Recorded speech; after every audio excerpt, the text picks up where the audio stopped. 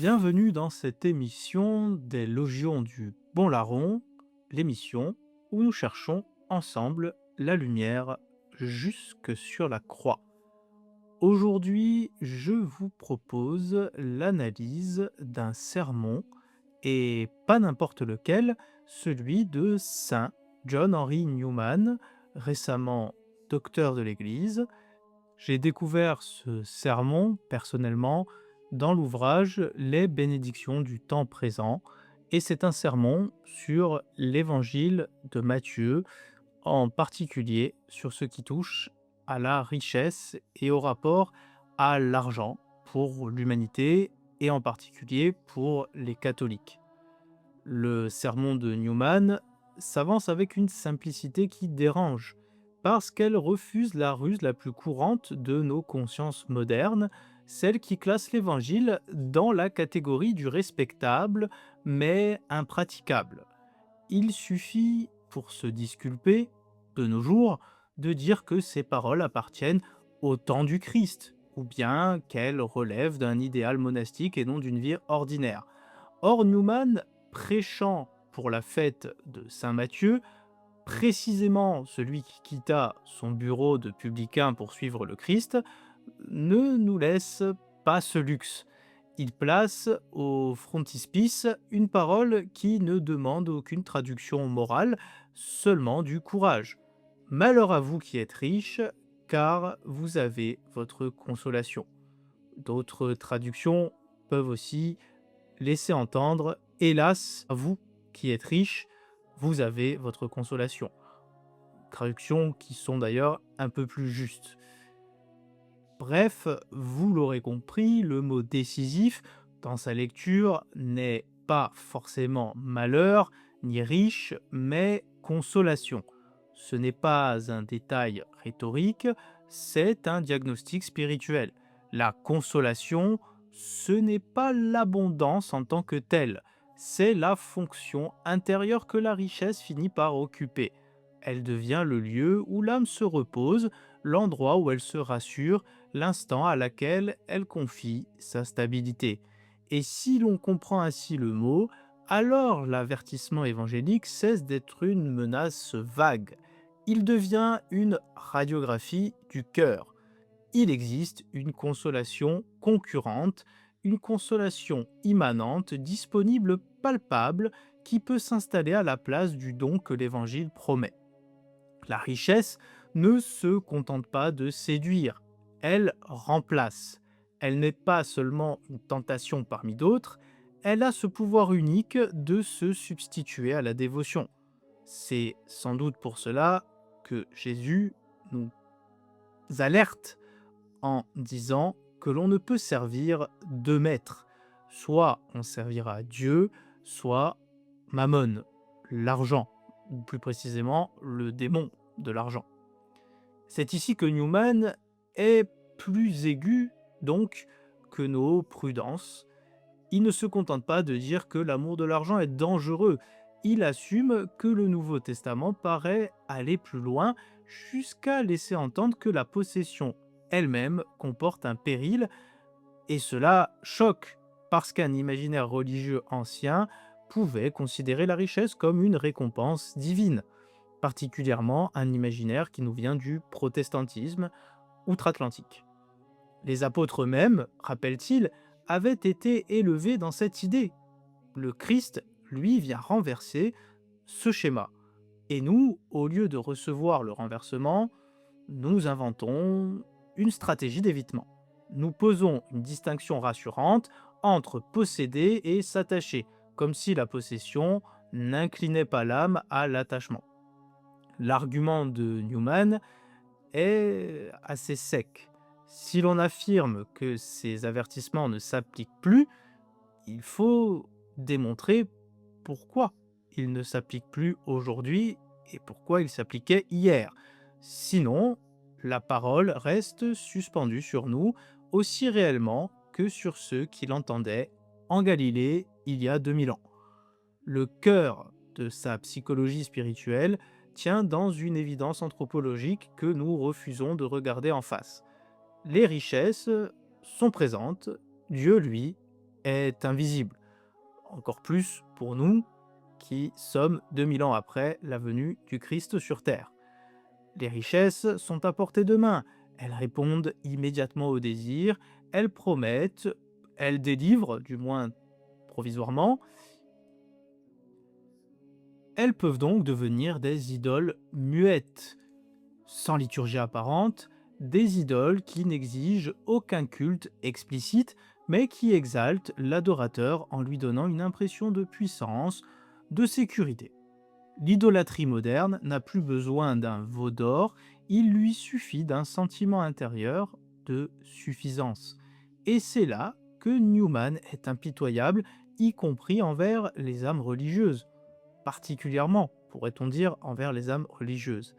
Il remarque que certaines passions grossières se combattent plus facilement parce qu'elles sont visibles, honteuses, immédiatement identifiables. La richesse, elle, agit autrement. Elle installe une tentation plus subtile. Même des esprits sérieux, capables d'ascèse, se surprennent à sentir qu'elle leur donne une position, une importance, une supériorité, voire tout simplement une sécurité. La conscience perd alors sa délicatesse. Le regard spirituel se ternit, les doigts s'engourdissent pour les intérêts de la religion. Le renoncement évangélique paraît extravagant, presque pathologique, comme une surexcitation morbide. La croix n'est plus la forme normale de la vie chrétienne, elle devient une option héroïque pour tempérament excessif ou pour quelques oints par la grâce que Dieu aurait bien voulu leur accorder. Newman ne s'arrête pas à la possession, et c'est peut-être ça le pire après tout ce que nous avons dit. Il introduit une aggravation propre à Matthieu, la poursuite, car il n'était pas seulement riche, il était engagé dans l'acquisition. Là où se trouve la distinction capitale que Newman martèle en théologie de la vie chrétienne, l'engagement et la poursuite ne sont pas la même chose. On peut être engagé dans le monde par devoir, par mission reçue, par état de vie. Mais la poursuite, elle, relève souvent d'un choix qui capte l'attention et fixe l'esprit sur une fin temporelle, comme si elle était la fin de l'existence. Et ce piège a une particularité. Il est respectable, il est loué, il peut durer toute une vie. Il se présente comme une discipline honorable, parfois même comme une vertu, surtout aujourd'hui. C'est pourquoi il est plus dangereux que certains amusements mondains, parce que ceux-ci vont disperser, tandis que la poursuite du gain concentre, et cette concentration devient une forme d'ascèse inversée, une prière noire, une liturgie sans Dieu où l'on offre son temps, ses nerfs et sa paix, sa vie, sur l'autel du profit. Newman insiste sur l'anxiété qui accompagne cette poursuite. Gagner de l'argent, dit-il, en substance, c'est souvent passer sa vie à se faire du souci. On craint de perdre, on calcule, on se tend, puis cette tension finit par rendre l'âme impropre à l'attention à Dieu. Ce n'est pas seulement un problème moral, c'est une colonisation intérieure. L'esprit n'est plus disponible. Il n'a plus ce silence simple qui permet d'entendre l'appel, et c'est ici que Saint Henry Newman oppose la logique évangélique de la confiance, non comme naïveté économique, mais comme forme spirituelle. Travailler sans être absorbé, se tenir dans les devoirs ordinaires sans leur donner une finalité mondaine. Bref, avoir une vie réelle, concrète, laborieuse, mais garder le cœur libre. C'est pour cela qu'il insiste sur un point qui évite deux caricatures symétriques. D'un côté, la fuite du monde, qui peut être un péché si elle devient désertion des devoirs. De l'autre, la sacralisation de l'activisme, qui traite l'agitation comme un signe de vie spirituelle. Newman refusera l'un et l'autre. Il propose une doctrine, non un précepte uniforme. Il ne distribue pas des règles mécaniques. Il décrit un esprit général. Tout accomplir pour la gloire de Dieu aussi simplement que possible. Ainsi, la vie monotone, les tâches répétées, l'ordinaire qui peut-être ennuie le monde, peuvent devenir un lieu de sainteté plus réel que les excitations qu'on cherche volontairement. Ce n'est pas le spectaculaire qui sauve, c'est la fidélité. Et parce qu'il est trop honnête pour s'arrêter à l'individu, Newman déploie l'argument à l'échelle d'un peuple. Si la poursuite du gain déforme une conscience, que produit-elle lorsqu'elle devient l'air respiré par une société entière? Il ne développe pas longuement, mais la phrase suffit, comme une cloche qui sonne dans la brume.